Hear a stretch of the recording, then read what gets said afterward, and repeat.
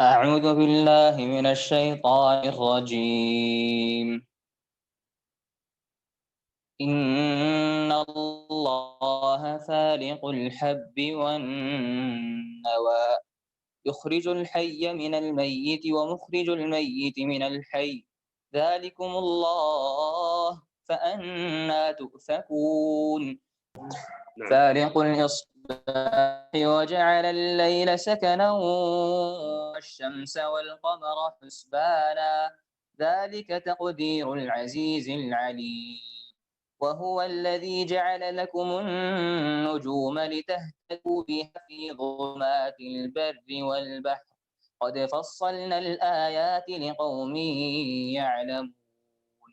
وهو الذي أنشأكم من نفس واحدة فمستقر ومستودع، قد فصلنا الآيات لقوم يفقهون. وهو الذي أنزل من السماء ماء فأخرجنا به نبات كل شيء فأخرجنا منه خضرا نخرج منه حبا متراكبا ومن النخل من طلعها قنوان دانية وجنات من أعناب والزيتون والرمان مشتبها وغير متشابه، انظروا إلى ثمره إذا أثمر وينعه، إن في ذلكم لآيات لقوم يؤمنون. وجعلوا لله شركاء الجن وخرقوا له بنين وبنات بغير علم، سبحانه وتعالى عما يصفون. بديع السماوات والأرض أنى يكون له ولد ولم تكن له صاحبة، وخلق كل شيء وهو بكل شيء عليم. ذلكم الله ربكم لا إله إلا هو خالق كل شيء فاعبدوه وهو على كل شيء وكيل. لا تدركه الأبصار وهو يدرك الأبصار وهو اللطيف الخبير. قد جاءكم بصائر من ربكم، فمن أبصر فلنفسه ومن عمي فعليها وما أنا عليكم بحفيظ. وكذلك نصرف الآيات وليقولوا درست ولنبينه لقوم يعلمون. اتبع ما أوحي إليك من ربك لا إله إلا هو وأعرض عن المشركين. ولو شاء الله ما أشركوا وما جعلناك عليهم حفيظا وما أنت عليهم بوكيل. ولا تسبوا الذين يدعون من دون الله فيسبوا الله عدوا بغير علم، كذلك زينا لكل أمة عملهم ثم إلى ربهم مرجعهم فينبئهم بما كانوا يعملون. وأقسموا بالله جهد أيمانهم لئن جاءتهم آية ليؤمنن بها، قل إنما الآيات عند الله وما يشعركم أنها إذا جاءت لا يؤمنون. ونقلب أفئدتهم وأبصارهم كما لم يؤمنوا به أول مرة ونذرهم في طغيانهم يعمهون. Bismillah ar-Rahman ar-Rahim.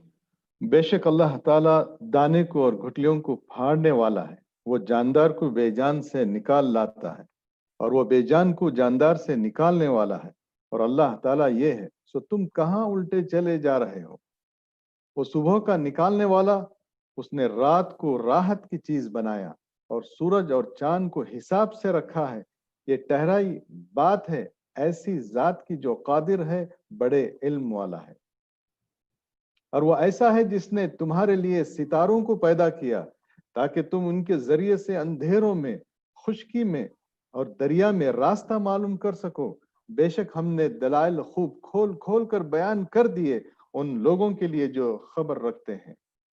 اور وہ ایسا ہے جس نے تم کو ایک شخص سے پیدا کیا، پھر ایک جگہ زیادہ رہنے کی ہے اور ایک جگہ چند دیر رہنے کی۔ بے شک ہم نے دلائل خوب کھول کھول کر بیان کر دیے ان لوگوں کے لیے جو سمجھ بوجھ رکھتے ہیں۔